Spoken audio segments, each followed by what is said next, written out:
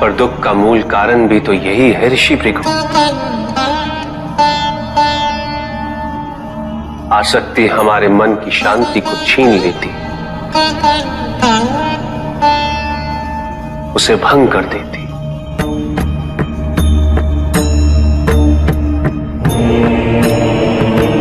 हमारी बुद्धि को स्थिर नहीं रहने देती, उसे चंचल बना देती।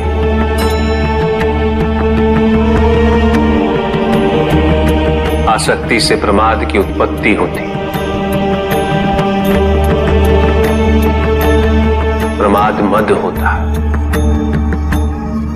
और मद अहंकार का स्रोत है, और अहंकार पूर्णतः शुभता में परिवर्तित हो जाता है, अर्थात आसक्ति अशुभता की जननी। इसलिए अनावश्यक है। तो प्रभु, आसक्ति को अनासक्ति में कैसे परिवर्तित किया जा सकता है? और हम आसक्ति से कैसे उबर सकते हैं प्रभु? आसक्ति से मुक्त होना ही अनासक्ति है। आसक्तिहीन होने के लिए अपने और पराये का भेद मिटाना अनिवार्य है।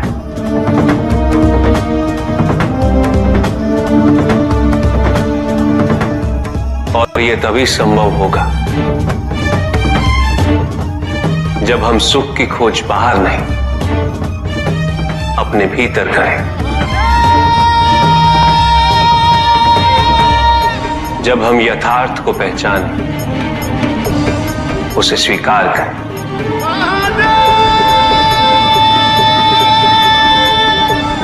हम अपने सुख को सांसारिक तत्वों से परिभाषित नहीं करते। जब तक हम ऐसा करते रहेंगे, हम बंधते जाएंगे। जब हम स्वयं अपने भीतर झांकना आरंभ करेंगे, हमारी मुक्ति का मार्ग स्वतः प्रशस्त होता जाएगा। महादेव, आपने हमें दुख का कारण तो बता दिया। प्रभु, ये विवाह मुझे स्वीकार्य नहीं है प्रभु। मैं मेरे जीवन का प्रत्येक क्षण आपकी सेवा में समर्पित करना चाहता हूं। मैं नहीं चाहता हूं कि मेरा कोई भी संबंध मेरे भक्ति को विभाजित या बाधित करने का कारण बने। नंदी, विवाह तुम्हें मेरी भक्ति के लिए अयोग्य कैसे बना देगा? उसमें बाधा कैसे उत्पन्न कर देगा? माता, आपके और प्रभु के बीच में इतनी चुनौतीपूर्ण स्थितियां उत्पन्न हुई, फिर भी आप दोनों स्थिर रहे। किंतु मेरे लिए यह संभव नहीं है माता, क्योंकि मैं अपने दायित्व के मार्ग में कोई भी विकर्षण सहन ही नहीं कर सकता। नंदी, मेरे एक प्रश्न का उत्तर दोगे? पहले तो तुम केवल मेरे प्रति ही समर्पित थे, किंतु अब तुम मेरे साथ साथ पार्वती की भी आराधना करते हो।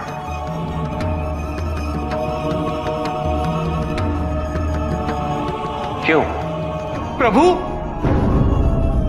माता आपके अर्धांगिनी है, आपकी पूरक, जिस प्रकार आप उनके पूरक हैं। आप माता के कारण आनंदित रहते हैं, उनकी उपस्थिति आपको प्रसन्नता देती है। अन्यथा आपको इतना हर्षित उनसे पहले मैंने कभी नहीं देखा है। फिर कुमार कार्तिकेय का जन्म, अशोक सुंदरी का जन्म, और फिर हमारे गणेश का जन्म। प्रभु, इस प्रकार मैंने कैलाश को पूर्ण होते हुए देखा है, और यह सब माता के कारण ही हुआ है।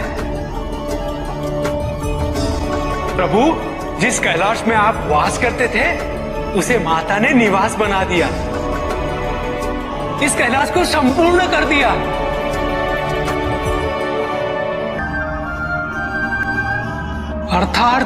अर्थात व्यक्ति की पूर्णता हेतु विवाह आवश्यक है नंदी। जैसे स्वामी और हम एक दूसरे के पूरक हैं, उसी प्रकार तुम्हारी अर्धांगिनी और तुम एक दूसरे के पूरक बनोगे। विवाहित जीवन की अनुभूति, परिवार का सुख, उसके सुख और उसकी सुरक्षा के लिए संघर्ष,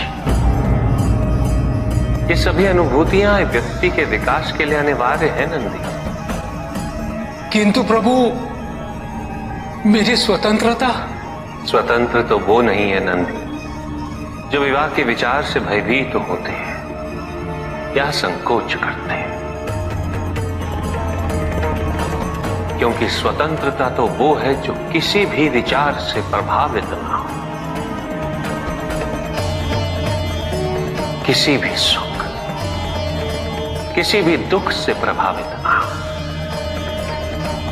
और जो व्यक्ति इतना तटस्थ हो, जागरूक हो, उसकी स्वतंत्रता को तो विवाह से भी प्रभावित नहीं होना चाहिए।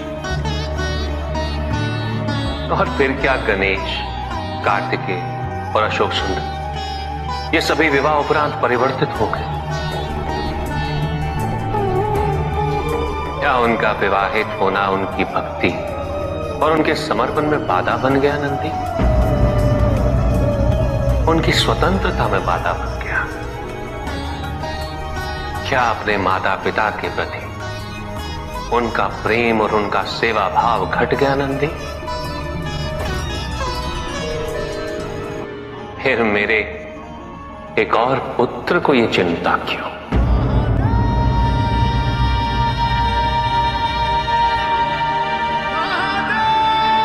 ये भय क्यों नंदी?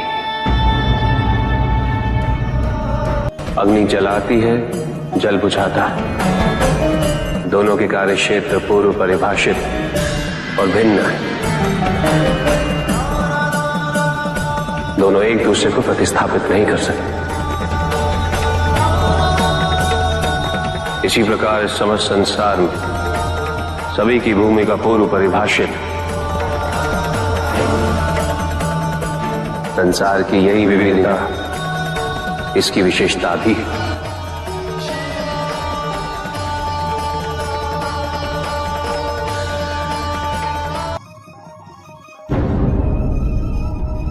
सृष्टि के निर्माण उपरांत एक बार नारायण ने तप के लिए महादेव से उत्तम स्थान के निर्देश की याचना की।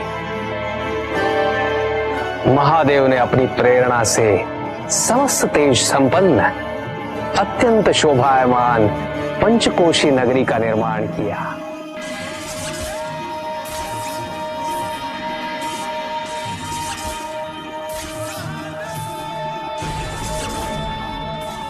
वहां उपस्थित होकर नारायण ने बहुत काल तक तपस्या की।